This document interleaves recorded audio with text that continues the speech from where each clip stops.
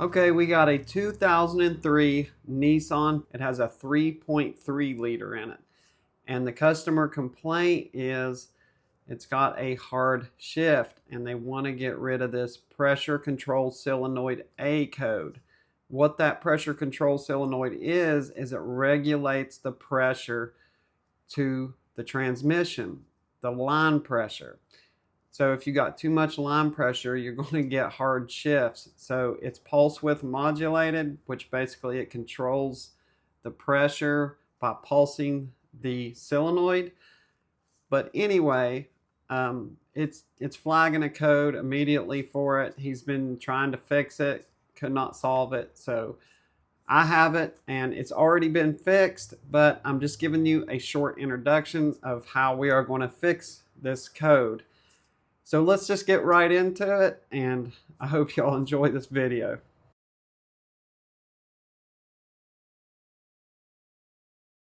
Here is the code we're dealing with, P0745 line pressure solenoid valve.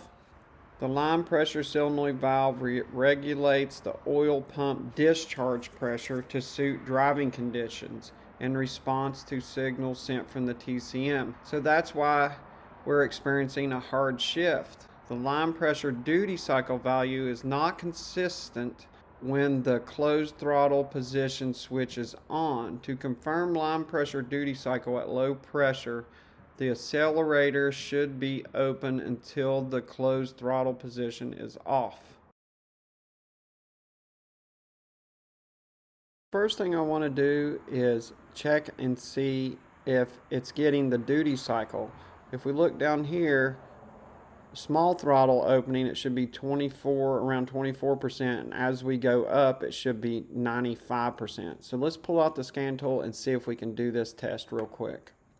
All right, it looks like it's working just like service information said, and it's getting its duty cycle, and it also said when the throttle is completely open, the duty cycle switch is off. So we can see that. Just because we see the duty cycle going to the line pressure control solenoid, it still feels like this thing is in high line pressure. The shifts are, I can't really record it, but I can feel them hitting pretty hard. It doesn't have a line pressure PID on it.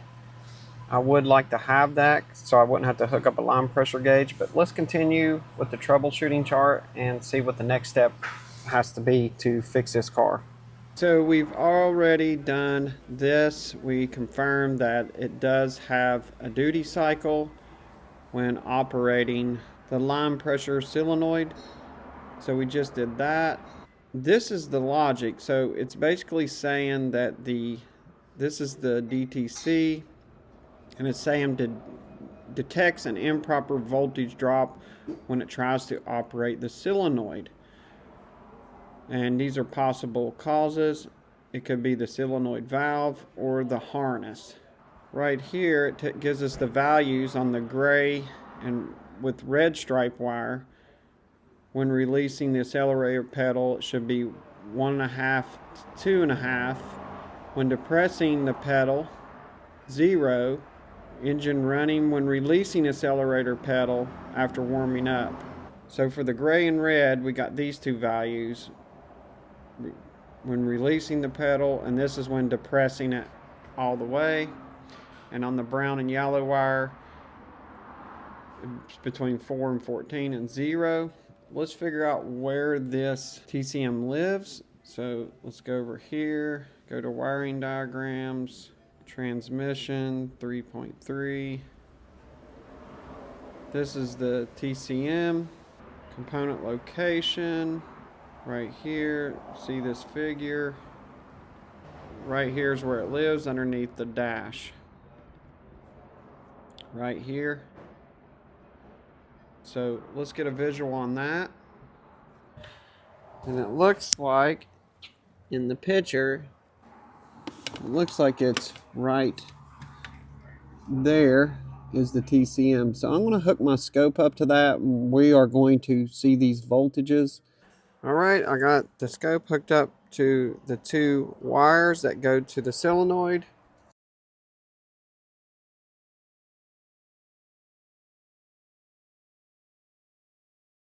and the scope is rolling.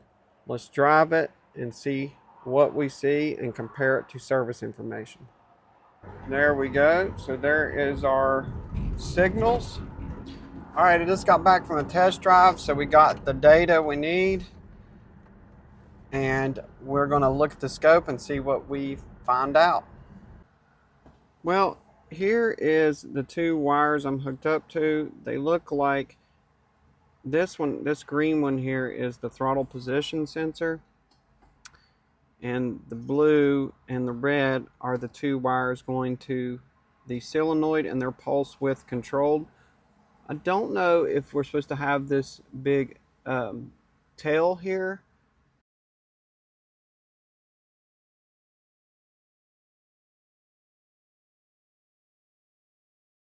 At this point, we're going to have to do the dreaded ohms test.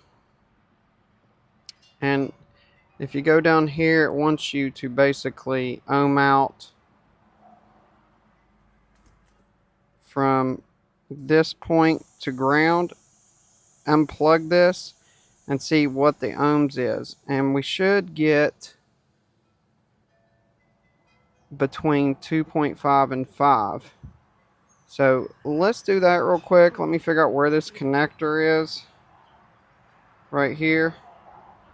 And we'll just go from there, because I'm just not sure about this stuff here. Okay, so I found the connector. It's right here. And the reason I know, because it goes in on a red wire, or it goes in on a gray with, you can't hardly see it, but there's a gray with red stripe wire, and it comes out on a red one right here. So it's this wire that goes to the solenoid, and I think they said 2.5 to 5 ohms on it. So we'll just check this to ground and see what we got.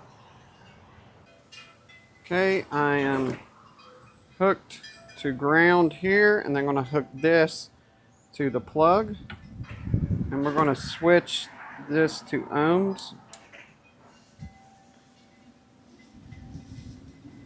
So it would be 0 ohms if we go straight from ground to ground. Get this brown plug here, and we're after this red wire in the corner, and we have 4.2 ohms. That is in spec. So from here to here, we're good. And just to confirm, the spec was 2.5 to 5 ohms. So our last test just proved that the resistance is in spec. So now we go to step 2. Turn ignition switch off. Disconnect TCM harness. Check resistance between terminal cord E72 and TCM M77 connector. Refer to the wiring diagram. Is at 12 ohms. So it wants us to check M77 to E72 from here to here. And this has a dropping resistor in it. That's basically just the resistor that protects the circuit and the computer.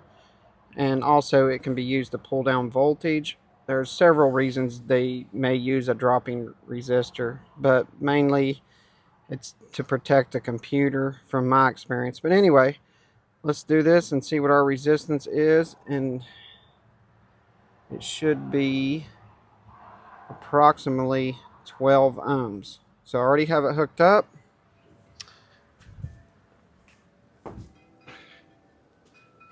Here it is. It's already hooked up there all the way to the computer.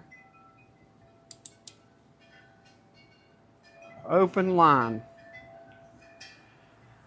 Let me make sure I am on the right wire, because this could be our problem. So we have an open line between here and here. There is absolutely no reason. I double checked my connections. There's an open line here. Resistor we're looking for it is at E71 because we have an open between here and here. Let's find out where this resistor lives. Okay, today's the next day and we left off where there's no continuity between the two terminals. Is this resistor open? Let's look at the wiring diagram and see where this resistor is. Okay, I found a paper. I had to look for this for a while, but it looks like the resistor is right here in this fender well. So I looked, and right here, that gray box right there looks like a resistor, and it looks like there's a plug to it. So I'm going to move this battery out of the way, and we're going to test to see if that is open.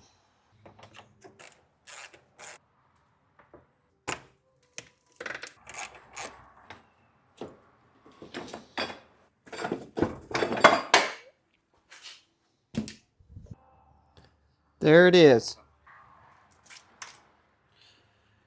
We found it. Here goes the money shot. There it is. Boom. Can you believe it? We found it. That is awesome. I'm so glad when we find exactly what's wrong. I'm going to work up an estimate for the repair. It should just be, I could probably just bypass the plug. No big deal. So I'll repair it and we'll keep going. These work really good for cutting harnesses without cutting the wire. They're sewing seam rippers to rip the seams in clothing. We're just going to bypass this plug. I don't have any problem doing that whatsoever.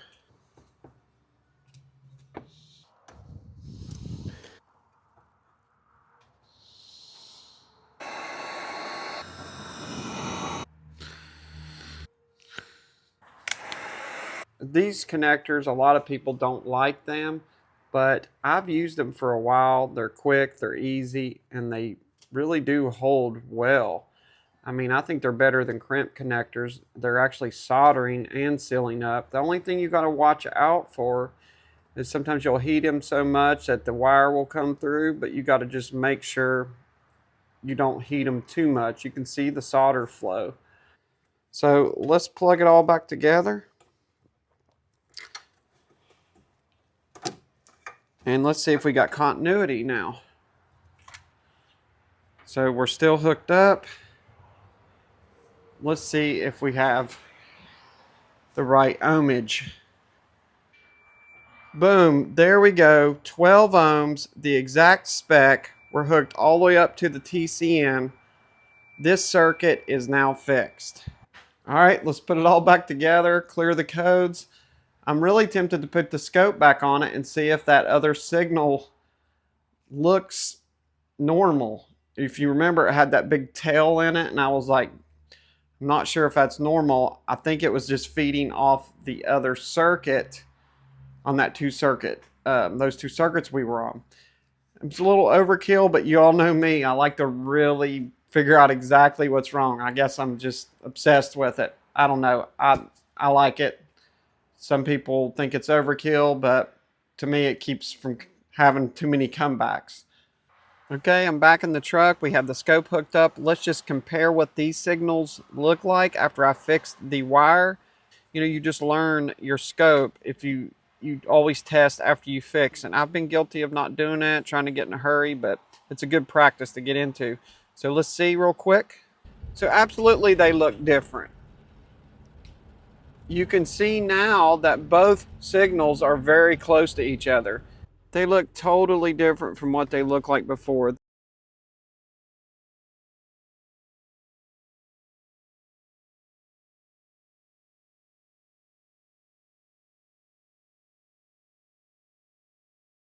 Yes, this thing is shifting so much better now. I mean, it doesn't have that hard shift. I couldn't really show it in the video, but it would kind of hit pretty hard. Not real hard, but you can feel it. It felt like full line pressure. Let's go back to the shop, scan it real quick, make sure no line pressure code came back. Okay, let's read the fault code. No, the only code we have is a knock sensor code. So no P0745. Well, that's it. No more P0745, and it's shifting great. So thanks for watching. I'll catch you guys on the next one.